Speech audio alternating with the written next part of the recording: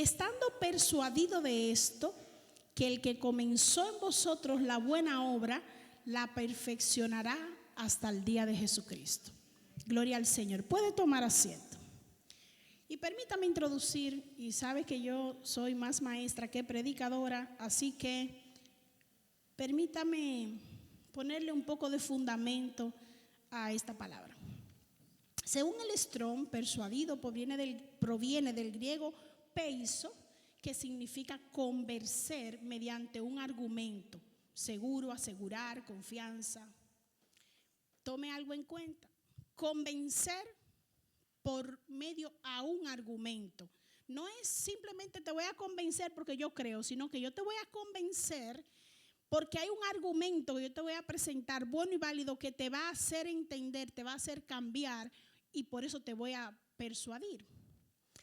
Otra definición de otro de los diccionarios bíblicos dice, significa convencer a alguien de algo utilizando razones, argumentos o gestos, y el objetivo es que la persona modifique su forma de pensar o sus comportamientos.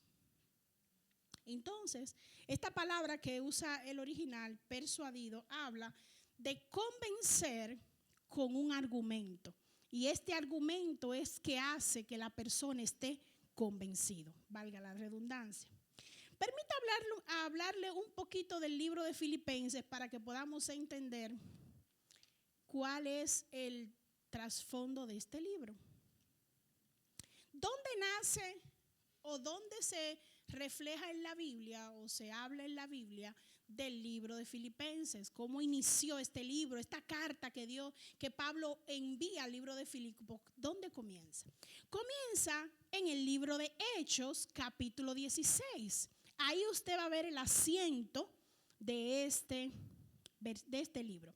Permítame leer Hechos 16 a partir del versículo 12. Dice Hechos 16 del 12 al 15, y de allí a Filipos, que es la primera ciudad de la provincia de Macedonia y una colonia. Estuvimos en aquella ciudad algunos días, y un día de reposo salimos fuera de la puerta junto al río donde solía hacerse la oración. Y sentándonos hablamos a las mujeres que se habían reunido. Entonces, una mujer llamada Lidia, vendedora de púrpura de la ciudad de Tiatira, que adoraba a Dios, estaba oyendo.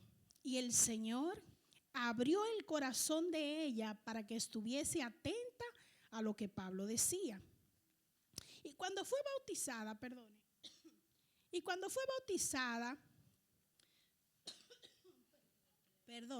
mis hermanos. Y cuando fue bautizada y su familia nos rogó diciendo, si habéis juzgado que yo sea fiel al Señor, entrad en mi casa y posad, y nos obligó a quedarnos. Entonces permítame yo resumirle un poco este capítulo. El capítulo de Hechos, capítulo 16, es el segundo viaje misionero que Pablo tuvo. En este segundo viaje misionero, Pablo anda con Timoteo.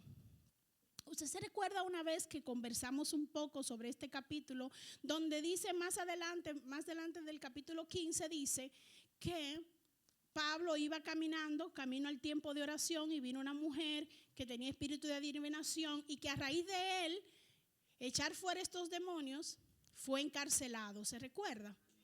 Ok. Entonces, en este escenario es que la iglesia de Filipos es levantada. Esto quiere decir que esta mujer y esta familia que habla el libro de Hechos es donde inicia la iglesia de Filipos. Esta familia y esta mujer Lidia, aquí es que inicia la iglesia de Filipos. Póngase a pensar que la relación que Pablo tiene con este pueblo es bastante estrecha, porque él dice más adelante, después del versículo 15, cuando él cae preso, que es soltado, esta familia, esta casa vuelve y le recibe. Y cuando le recibe, él posa en este lugar un tiempo, porque como él fue maltratado, él se recupera para poder continuar. Hace unas cuantas clases atrás en la escuela bíblica hablábamos de que debíamos ser guiados por el Espíritu Santo. Y en este mismo libro de Hechos estábamos estudiando en escuela bíblica cómo Pablo era guiado por el Espíritu Santo. Versículos anteriores al versículo que yo leí de Hechos 12 habla que él iba hacia un pueblo y el Espíritu Santo le dice, no, no vaya a este pueblo, ve al otro pueblo. Y cuando llega a ese otro pueblo, se embarca en este viaje y llega aquí a Filipos. Pero aquí le estaba esperando a alguien que tenía un corazón ya adorador, pero que necesitaba ser completado su enseñanza, sí. Porque dice que esta mujer adoraba a Dios antes de que Pablo llegara.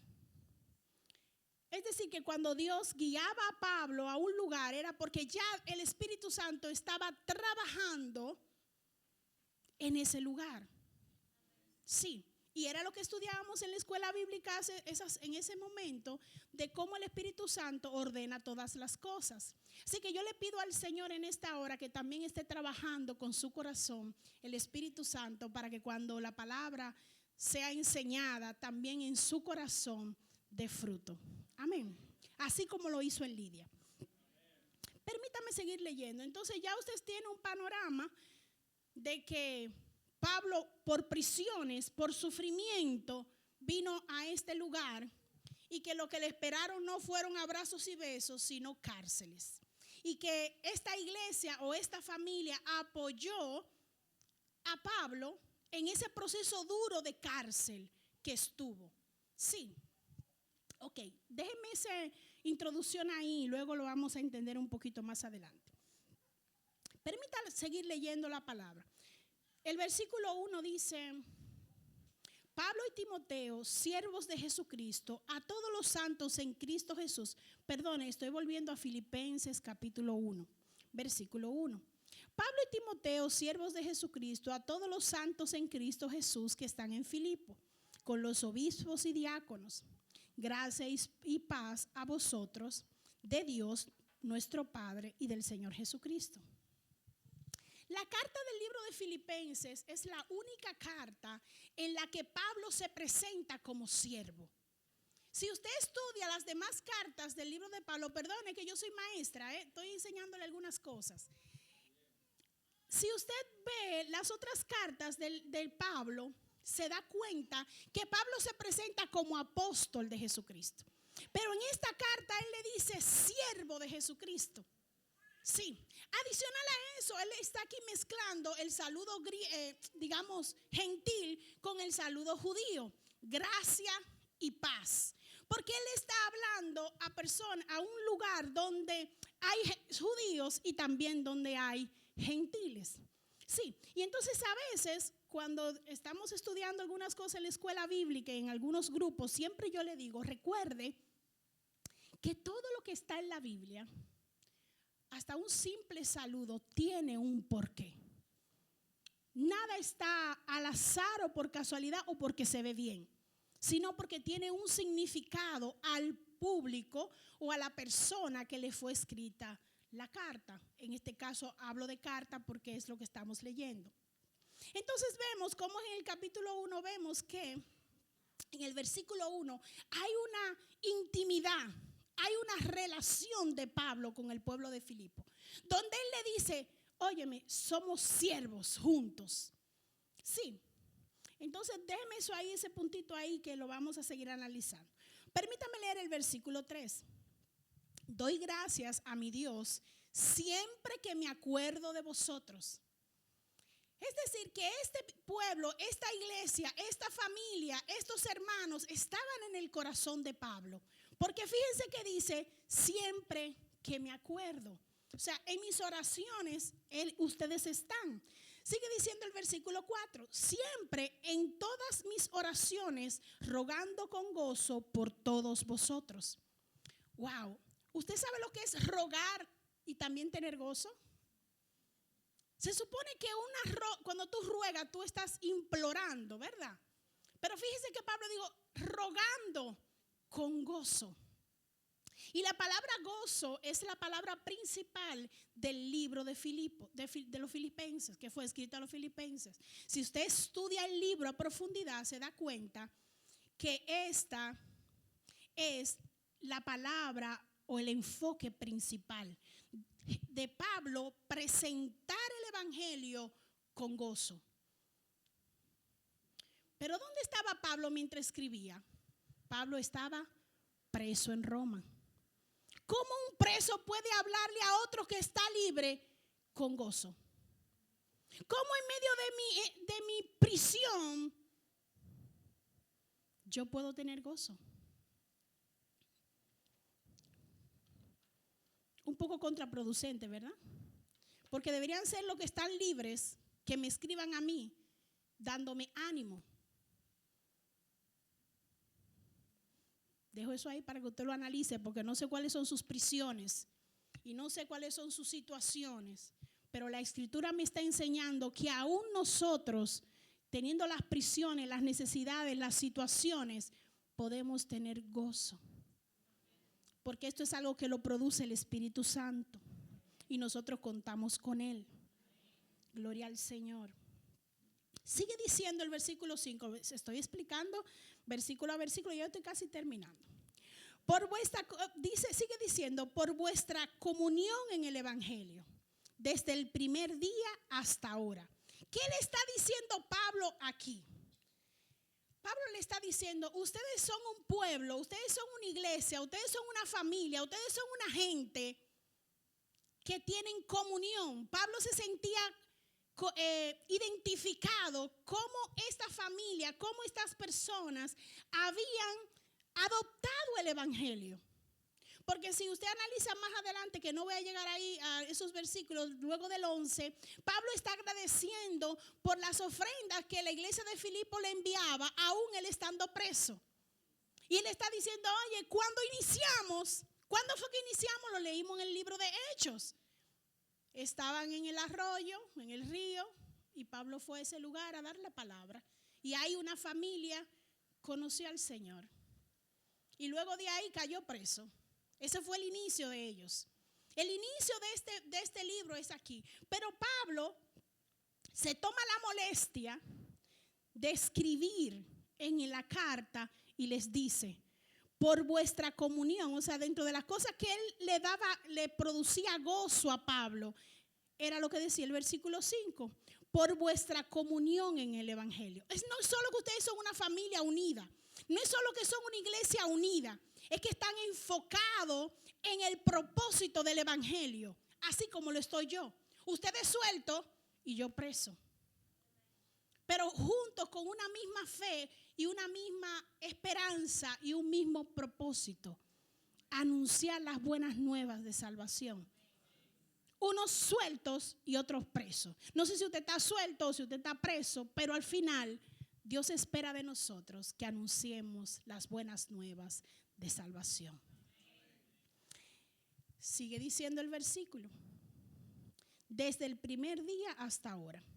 O sea, ustedes han sido fiel con esta promesa, con este llamado, a este llamado que Dios le ha hecho, ustedes han sido fiel. Bendito sea el Señor. Sigue diciendo el versículo 6, que fue el que leímos, estando persuadido de esto, que el que comenzó en vosotros la buena obra, la perfeccionará hasta el día de Jesucristo. Permítame ahora predicarle unos minutos. La confianza de Pablo no se basaba en la capacidad o las cualidades que él tenía. La confianza de Pablo o el convencimiento que Pablo tenía cuando le habla a la iglesia de Filipos no se basaba en qué tan brillante era la iglesia o qué tan bueno eran ellos. No tenía que ver con las cualidades, con los dones, con la gracia, con la sabiduría que ellos mismos poseían.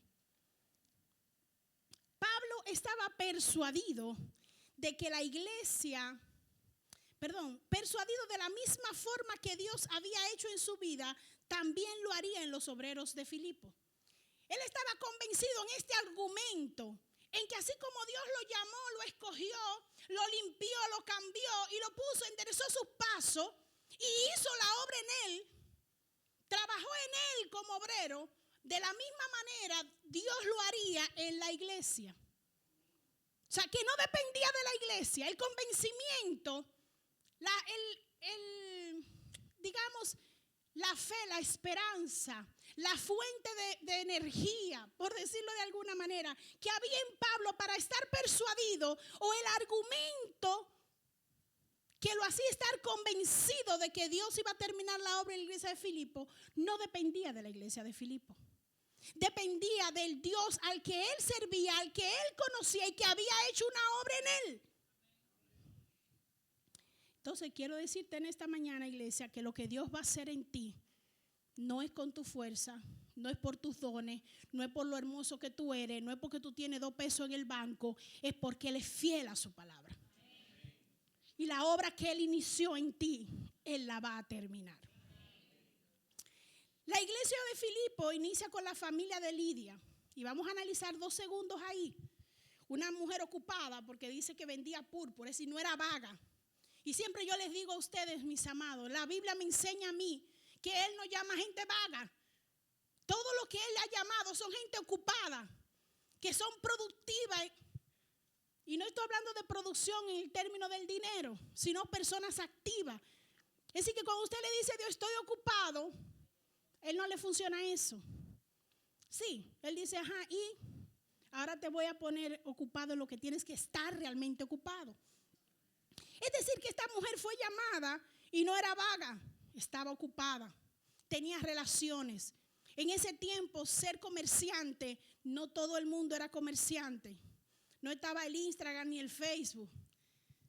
Sí, para comerciar. Y menos mujer. Sí. Entonces estamos hablando que esta mujer que a Dios llama es una mujer ocupada y con recursos. Entonces sigue diciendo, perdón que tengo una nota aquí. Otra cosa importante es que adoraba a Dios. Quizá no de forma correcta, quizá no de forma completa, pero adoraba. Bendito Dios. Y el versículo dice, permítame leerle, dice, vendedora de púrpura de la ciudad de Tiatira, que adoraba a Dios y estaba oyendo. Y el Señor abrió el corazón. Es decir, que el Señor trató con su mente. El Señor abrió su mente para que ella pudiera recibir la enseñanza. Y yo le pido al Señor que abra mi mente y que abra su mente para que usted pueda recibir la enseñanza, para que usted pueda recibir lo que Dios tiene para usted, lo que Dios tiene para mí. Porque si no hay un corazón enseñable, si no hay un corazón moldeable, la obra de Dios va a cumplirse, pero va a doler, va a costar.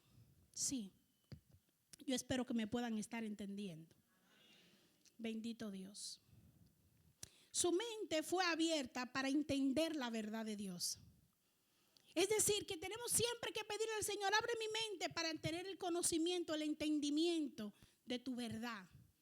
Y dice que la palabra de Dios es la verdad. Pablo, un erudito, o sea, yo veo cómo Dios llama a Lidia y ahora analizo a Pablo. Y digo, Pablo, un erudito con conocimiento de las leyes, no solo judías, sino romanas y griegas. Es decir, otro que no era vago, otro que no era tonto, porque tenía conocimiento. Otro que no le era pesado estudiar, sino aquel que se había procurado, que se había dedicado a poder ser instruido. Dicen los historiadores, bueno, y la misma Biblia, por Gamaliel. Entonces dice, Pablo adoraba a Dios de forma incorrecta. Sí, antes de Pablo venir al Señor, antes de Dios revelársele, Pablo en su modo de ver estaba haciendo lo correcto. Matar a Esteban y a toda esa gente era lo correcto, era el llamado de Dios a su vida. Y se oye como raro, ¿verdad? Pero es la realidad. Tuvo Dios que presentársele. ¿Y cuántas veces tú y yo, iglesia, no creemos que estamos en la absoluta verdad? Cuando juzgamos algo y decimos, no, la hermana Glenny es así o así, yo tengo toda la verdad. Pero solo la verdad, solo el interior, solo lo correcto, lo conoce el Señor. Entonces, por eso nosotros debemos pedirle al Señor que abra nuestra mente, que traiga el conocimiento, que traiga el entendimiento de su palabra. Entonces, un día Dios persuadió a Pablo. ¿Entendió? Un día Dios mismo persuadió a Pablo con los argumentos de la cruz. Y lo que Pablo entendía que era correcto, que era la ley, fue transformado su forma de pensar para ser llamado siervo. ¿Sí? Nosotros también debemos ser persuadidos por el Espíritu Santo para que en nuestra vida haya cambios. Cuestan, hay hábitos, hay formas de pensar, hay cosas de nuestro carácter, frustraciones nuestras, cosas de nuestro pasado que cuestan cambiar. Pero hay un argumento real. Dios puede hacerlo si nosotros queremos que Él lo haga. Gloria al Señor. Pablo sabía que Dios es el que se encarga de convencer. Pablo sabía cuando le escribe, le dice, yo estoy convencido, yo estoy persuadido que el que inició la buena obra la ha de terminar, porque él conocía, él había experimentado en su vida esa misma transformación de pensamiento.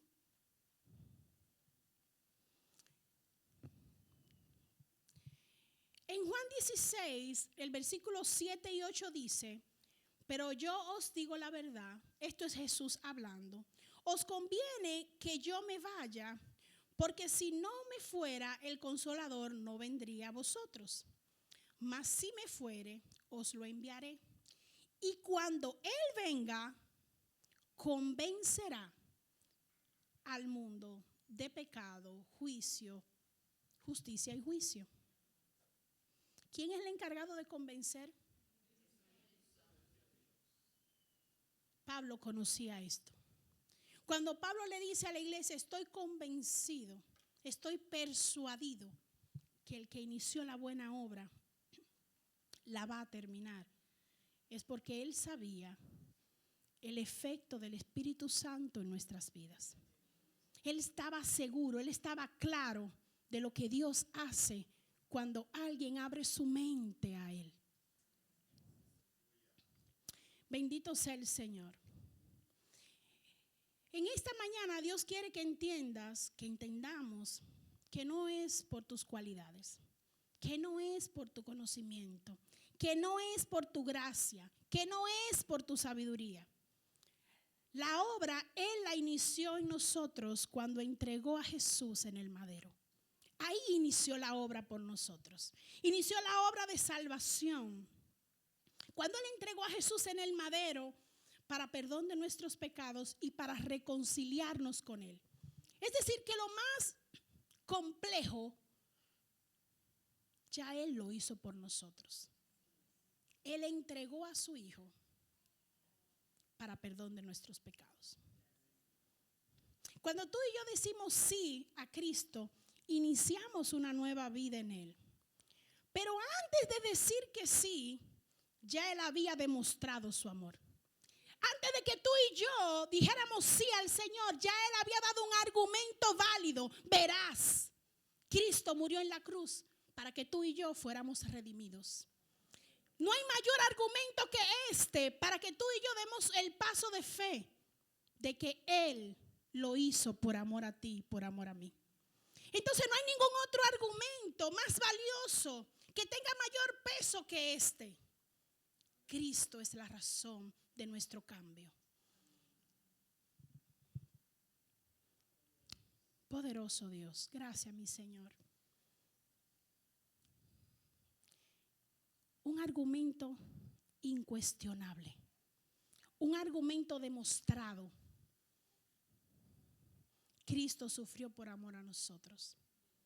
Pablo estaba persuadido porque su convencimiento estaba basado en la fidelidad de Dios. Pablo estaba convencido porque había visto la fidelidad de Dios. Es tiempo de que dejemos de claudicar en dos pensamientos.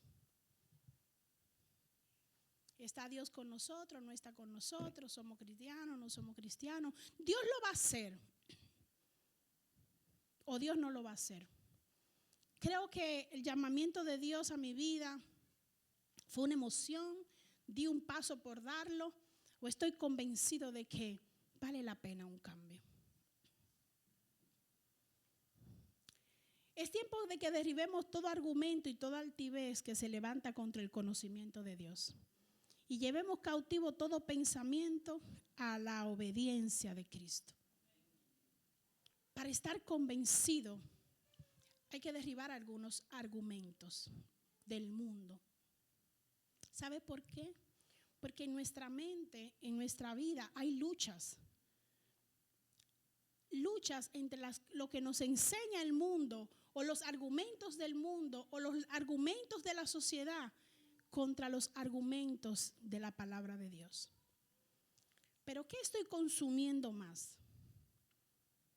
¿Los argumentos del mundo o los argumentos de la verdad de Dios?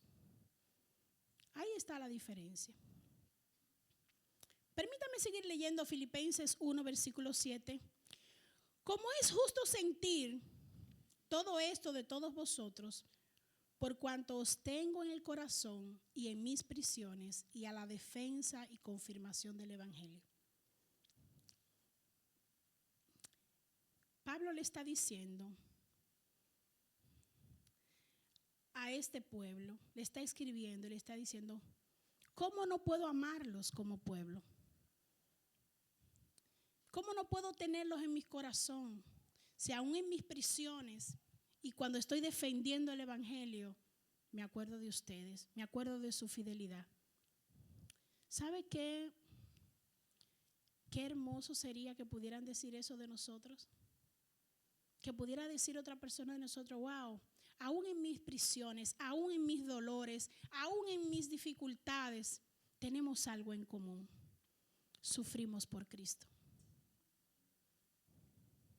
Sufrimos por llevar esta palabra preciosa, este argumento que es inefutable. ¿Pudieran decirlo de nosotros? ¿Estamos sufriendo porque estamos peleando con Dios porque queremos que sea las cosas a nuestra manera? ¿O estamos sufriendo a causa del Evangelio de Jesucristo? Pero este pueblo, dice Pablo, que valía la pena amarlo de esa manera, porque había tomado una decisión y era seguir a Cristo y sufrir por ese Evangelio. A muchos de ellos les costó la vida, a otros latigazos, a otros ser decapitados, y a nosotros, ¿qué nos está costando? Ustedes me tienen a mí preocupada. Ustedes están demasiado serios y silenciosos, pero tranquilo, ya yo estoy terminando. Versículo 8, perdón. Y en las defensas y confirmación del Evangelio, todos vosotros sois participantes conmigo de la gracia. Pablo le está diciendo, somos iguales, sufrimos por lo mismo, amamos lo mismo.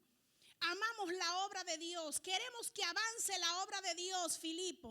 Oigan, iglesia, ¿cómo no amarles? Si ustedes aman lo que yo amo, viven por lo que yo vivo, sufren por lo que yo sufro. Eso es lo que Pablo le está diciendo. Y son participantes. Estamos juntos con esta gracia tan hermosa. Estamos juntos compartiendo de este conocimiento y hablando de este argumento. Que Cristo fue al Calvario por ti, por mí. Gloria al Señor. Porque Dios me es testigo de cómo os amo a todos vosotros con el amor intrayable de Jesucristo. Gloria al Señor. Y dice Pablo, y esto pido en oración. O sea, Pablo orando por la iglesia. Pablo orando por la iglesia de Filipo. que vuestro amor abunde más y más en ciencia y en todo conocimiento. Y necesito detenerme ahí porque necesito que usted entienda a qué se refiere Pablo con esa petición de ciencia y todo conocimiento.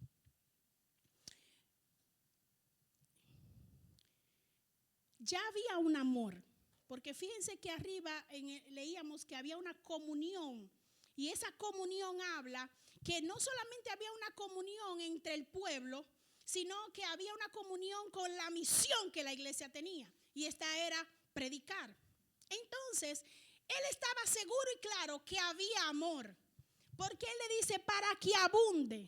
Para que pueda abundar debe existir algo. Para que un vaso se llene tiene que tener algo, ¿verdad? Entonces él estaba seguro de que en la iglesia había amor. Pero él le dice, yo oro al Señor para que abunde más. Ciencia es el saber intelectual y experimental. Y conocimiento está hablando del discernimiento único en la Biblia. El discernimiento moral, que es la capacidad de distinguir lo correcto de lo incorrecto y de tomar decisiones basadas en la Biblia, basada en la verdad de Dios. Es decir, que el amor enriquecido por el saber y la capacidad de distinguir entre lo correcto y lo incorrecto nos conduce a experimentar lo verdaderamente importante. Necesito luego de explicarle, volver a leer, que vuestro amor abunde más en ciencia y en todo conocimiento. Es que no es solamente que se amen, iglesia, es que tengan la capacidad de entender entre lo bueno y lo malo. Y que puedan tomar la decisión de hacer lo bueno. Es no solo que se amen, es que entiendan el valor del amor. Es que comprendan la extensión del amor, lo capaz que es el amor de hacer. Que usted sabe que dice la Biblia que el amor todo lo puede, todo lo sufre, etcétera, etcétera, etcétera. De esto que Pablo le está hablando, ese amor que cubre multitud de faltas. Bendito sea el Señor. Un amor enriquecido por saber y la capacidad de tomar, distinguir lo bueno y lo malo. Sigo leyendo luego del versículo 10. Para que aprobéis lo mejor, a fin de que seáis sinceros e irreprensibles para el día de Cristo, llenos de fruto de justicia, que son por medio de Jesucristo, para gloria y alabanza de Dios. Permítame leerle otra versión, ese mismo versículo, versión BLP. Y esta, Pablo hablando, es mi oración, que vuestro amor crezca más y más y se traduzca en un profundo conocimiento experimental. Es decir, que ustedes no hablen de amor, sino que lo vivan. No solo que hablen de algo, sino que puedan experimentarlo, puedan disfrutarlo. Y que cuando lo experimenten, esto sea el argumento suficiente para ustedes ir y hablarle a otros de esa misma experiencia. De manera que podáis discernir lo que es valioso, o sea, lo que tiene valor, lo que tiene importancia. Os conservéis limpios e irreprochables en espera del día del Señor. Y seáis colmados de los frutos de salvación que otorga Jesucristo para gloria de su nombre. Y saben que las dos versiones que acabo de leer, una dice llenos de frutos de justicia y otra dice sean colmados de los frutos de salvación. Y yo me pongo a pensar, esto debe ser importante, porque Pablo está orando, pidiendo para que la iglesia de Filipo tenga esto, frutos de salvación o frutos de justicia. ¿Sabe a qué Pablo se refiere? Estos frutos son las obras que se producen como resultado de la fe en Cristo. Dios está esperando, Dios le está hablando al pueblo de Filipo diciendo, oye, es necesario que haya fruto de salvación, que haya fruto, que lo que tú estés hablando, lo que estés experimentando en tu vida, produzca un fruto como resultado de esa fe. No solo que te voy a amar y te voy a decir que te amo. No solo que un día voy a venir aquí y te voy a abrazar. Ustedes saben que yo no soy fan de los abrazos. He ido aprendiendo al paso después que llegué aquí. Pero no soy muy fan de los abrazos. Pero sus abrazos, su amor, su forma de demostrarme amor a mí, ha ido cambiando mi forma. Y quizá usted espera cuando usted llega aquí que yo le abra los brazos y me le enganche y le dé un abrazo y un beso. Deme tiempo, voy para allá, pero lléveme al paso. Porque usted sabe que no soy fan de ellos. Y quizás usted me puede juzgar y puede decir, la hermana es una odiosa. Y es verdad. Que la hermana esto, también es verdad. Pero también tiene que decir que la hermana ama al Señor. También tiene que decir que está comprometida con la obra del Señor. También tiene que decir que cuando usted la necesita, nunca le dice que no. Entonces, hay cosas que juzgar. Pero ¿qué vamos a ver más, hermano? Dejo eso en su mente, porque a veces nosotros queremos más fruto de los demás que lo que el mismo Dios espera. Cuando esos frutos se vean en nosotros, muchos serán persuadidos con ese argumento demostrativo de cambio de vida. ¿Saben que cuando yo llegué aquí a la iglesia, mis primeras visitas, yo creo que mis primeras 12 visitas, de todo lo que el pastor predicaba, era sobre el testimonio? Y un día yo ahí sentada digo, pero Dios mío, pero tú nada más hablas del testimonio en esta iglesia, Dios mío. Y cuando me voy a la casa en la noche, estoy orando al Señor y vuelve así en mi mente a retumbarme todo lo que el pastor nos enseñaba sobre la importancia del testimonio. Y yo pensé a sentirme tan mal porque fue como ver un espejo y ver todas las cosas que yo estaba haciendo mal. Y yo dije, wow, Señor, pero es por mí que tú estás diciendo todo eso. Yo creía que era por la iglesia. No, tú lo estás diciendo por mí. Tú tienes 12 semanas hablando sobre el testimonio. Y el pastor empezaba a predicar de una cosa y al final el testimonio. Hablando de otra cosa y al final el testimonio. Y yo dije, pero es por mí que tú lo estás diciendo. Perdóname, porque yo misma no lo estaba aceptando, no lo estaba entendiendo. Y mi mente fue abierta en ese momento para que reconocer que habían áreas en mí que tenían que ser cambiadas. Yo fui persuadida por la verdad. Y yo le pido al Señor que usted también pueda ser persuadido por la verdad de Cristo. Amén.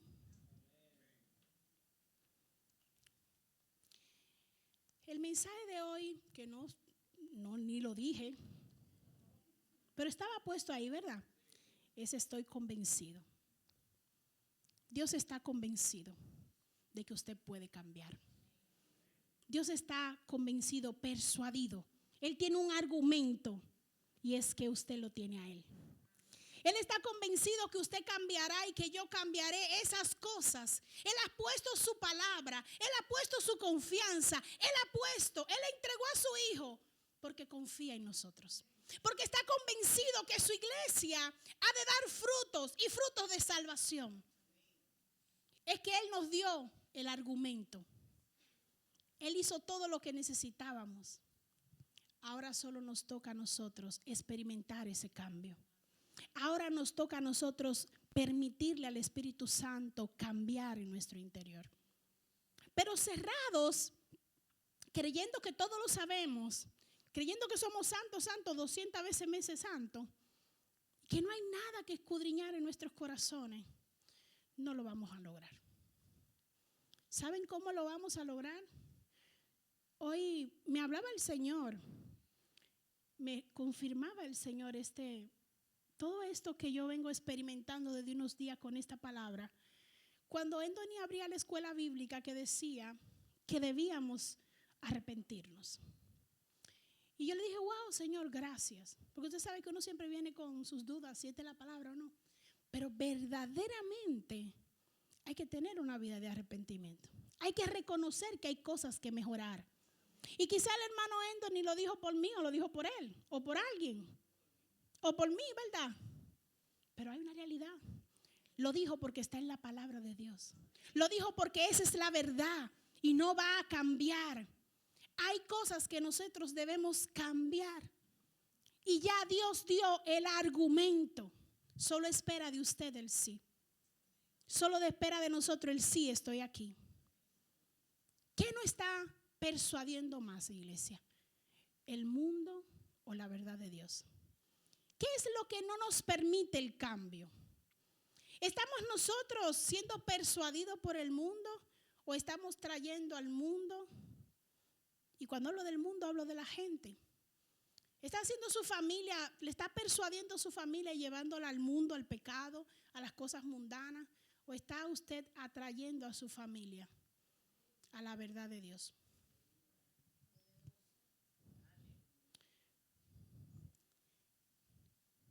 Cristo está convencido de que usted y yo vamos a dar fruto de salvación. Él se está tomando el tiempo con usted. Él se está tomando el tiempo conmigo. ¿Está usted dedicándole tiempo a Él? ¿Está usted dedicándose ese tiempo para que Él le hable, para que Él le moldee? ¿Está usted permitiéndole al Espíritu Santo que le redarguya, que mire dentro de usted? ¿O usted está cerrado aún a Él? Puestos de pie, mis hermanos, vamos a orar.